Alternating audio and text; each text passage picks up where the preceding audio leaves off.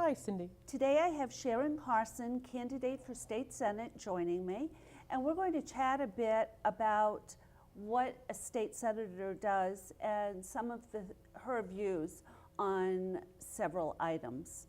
So, could you start by telling us what a state senator in New Hampshire is? Well, I'm very lucky to be a part of a very distinct group of 24 individuals that represents the state. We have 24 Senate districts, and they're quite large. Senator John Gallus has most of the North Country. I'm very lucky. I only have 3 communities, Hudson, Londonderry, and Auburn. And the job, in many respects, is just like being a state representative. In fact, that you go to session day, you vote, you're assigned to committees, and you create legislation and you work on legislation. But it really is taken to a higher level. We represent more individuals than a state's representative does. So you can imagine that we get more phone calls, we get more letters and more emails. We get an opportunity to really go out and represent our communities and at a number of different functions. And it's just it's an honor to be able to do the job. What do you do that a state representative does not do? Is there anything, or are you serving a larger contingency? Well, we're serving a larger group of individuals, but when we're in session, it really is a 5-day-a-week job. We serve on multiple committees and other types of statutory committees, so the workload is just really increased. It's a tremendous amount of work, and it's terrific. For me, it's an opportunity to meet people in our district and to really help people who need help. And you're running for your second term? Yes. Okay. What were some of the highlights of your first term? Let's see, some of the highlights. Most of the highlights involve the work. As you know, the legislature, especially the Senate, has an incredible number of women. In fact, we have the distinction of being the first woman-dominated state Senate in the nation. So when we first got into office back in 2008 and early 2009, we received a lot of attention, and it was national, even world attention. So it was a great opportunity to represent my communities worldwide. So we really started off, I think, very, very well. We've had some low points with some pieces of legislation that passed. But really, for me, the high points is really being able to help the people in the community that needed help. Good. And get them the things that they needed. So that's, for me, those are the high points. What do you think is the most important issue facing the state right now? Cindy, the most important issue really has to be the budget. Everything stems from the budget. And if we don't have a fiscally balanced budget, if we don't take care of the problems that we have, and if we don't start paying off some of the debt that we've incurred over the past 4 years, we are in a very difficult place. And how do you think we can do that, or you can do that? Well, the first thing we need to do is we need to cut the spending. Over the past 4 years, spending increased over 24%. We've borrowed an incredible amount of money for everyday operational expenses, and we cannot do that anymore. So one of the things we have to do is we have to look at how we're spending money, and we have to make the necessary cuts. We have to set a list, we have to list our priorities. What do we need to fund versus what do we want to fund? And start from that point. And we also really have to look for efficiencies in state government. I think that's very, very important. There's a lot of redundancy within departments, and we need to really look at that and say, how can we still deliver services to the people that need them while saving money? What about school funding? How would you propose that we get that under control? Well, one of the things that I tried to do the last session was I co-sponsored the bill with Senator Letourneau to keep the collar on. Unfortunately, that failed in the House. And because of that, this district stands to lose millions of dollars. And for me, that is not acceptable. Every child, no matter where they go to school in the state, is worth the same amount of money, and they should get the same amount of money. Unfortunately, that doesn't happen with this education funding plan. It, in fact, recreates donor towns. And that is something that the legislature had worked very hard over the years to get away from, because we realized that it really was an unfair system of taxation.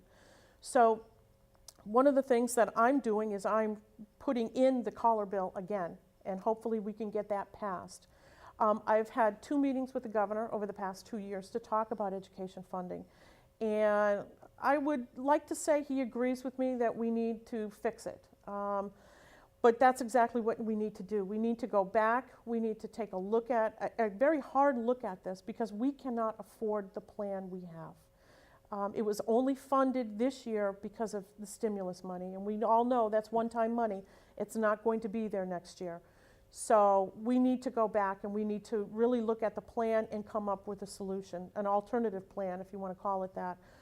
I can't come back to this town and face people and say, well, one of 2 things are going to have to happen in order to balance this out. Is we're going to have to cut programs for our schools, and for me that's unacceptable. Or we have to raise taxes, and that's unacceptable also. So we've really got to work hard to find a solution. Good. Good luck. Well, you know, I'm not afraid to roll up my sleeves and get to work. I think that I've done a very good job of working in a bipartisan manner in Concord. There should be very few issues that are partisan. We should work together, and I have, like I said, with my Democratic counterparts to come up with some solutions, and I've been very successful in doing that. Good. Can you talk a little bit about Bill 5,000? Oh, Senate Bill 500? Yes, 500, okay. Well, So it's a bill, and it's been in the news, and unfortunately it's become partisan politics, and I would hope that wouldn't happen, but unfortunately it has. Senate Bill 500 was originally intended to address the issue of recidivism within our prison system. We have an incredible number of people that are out on parole who reoffend and go back into the prison. And sometimes it's for the most minor of offenses, like someone gets a traffic ticket. And the costs are extremely high. So what the original intent of the bill was to reduce those costs, because you really do want folks that are out on parole to get back into the community, to get a job, reestablish ties with families, and really set them on the right path to rehabilitation. But unfortunately, what happened, something occurred along the way that changed the bill. I've been told that it happened in the Finance Committee, but be that as it may, something happened. And when we found out that now this bill is going to be letting violent felons and sexual offenders out, the Republicans tried to fix it. It was something that passed us by.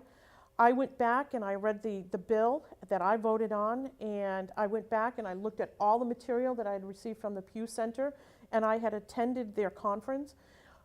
Everything was about releasing nonviolent offenders. And again, like I said, something changed along the way. But we had a veto session this past Wednesday, and the Republicans tried to suspend the rules so we could bring in a bill to make the corrections, so that we are only letting out nonviolent offenders. Unfortunately, because of partisan politics, the other side, the Democrats, dug in their heels and refused to budge. So what ended up happening was, at the end of the session, the Republican Senate caucus went down and we filed what we think is the first bill of the session, which is to exclude violent offenders and sex offenders from being released early. Good, okay. What do you think should be done at your level to allow businesses to hire more people? Well, one of the things we really need to do is to stop overtaxing and overregulating our businesses. We need to look for projects that are going to really bring jobs into our district and to our state. That's why I worked very hard with our town council and our town planners to get funding for Pettingill Road, because I believe that's where we can really do some good work and bring in jobs for our region and for the state. Unfortunately, again, I was not successful in getting the Pettingill Road funded, but I will be reintroducing a bill again. We had discussions with the governor and with the Commissioner of Dred and the Commissioner of Transportation.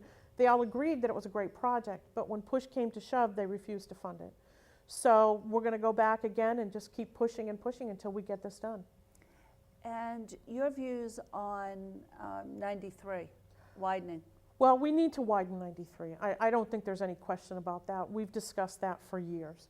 And I'm glad that we are now going to be moving ahead and widening 93 from Windham up to Manchester. That really needs to happen, especially around exit 5 where there's a lot of traffic accidents and fatalities. That road really does need to be fixed. So I'm glad to see that that's happening, and I did support that. So. Good. Is there anything that you would like to touch on? Any particular topic that we haven't talked about? Well, there's a lot of different issues and different things that are going to be coming up during the next session. I think it's going to be very difficult because we are going to have to make some very difficult decisions. And again, it all revolves around the budget.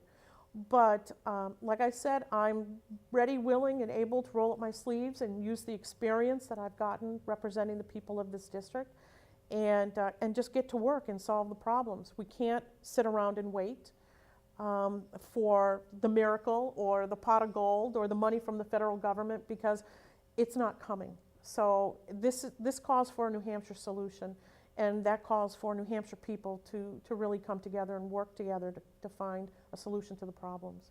How long have you been in Concord?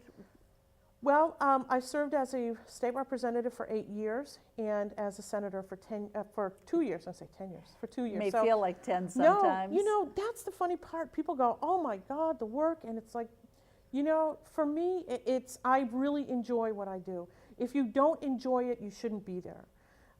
Yes, it can be a little frustrating at times, but that's life. You don't always get everything you want. You do get frustrated, but you put that aside and you just get back to work. And so that's what I look forward to doing. Good. Thank you for being here. Oh, you're welcome, Cindy. And I would like to give you a couple of minutes to just speak to our audience. Tell them why they should vote for you and what you would like to continue to do. Well, thank you, Cindy. I appreciate the opportunity. Well, I would really appreciate your vote as we head into this new election cycle.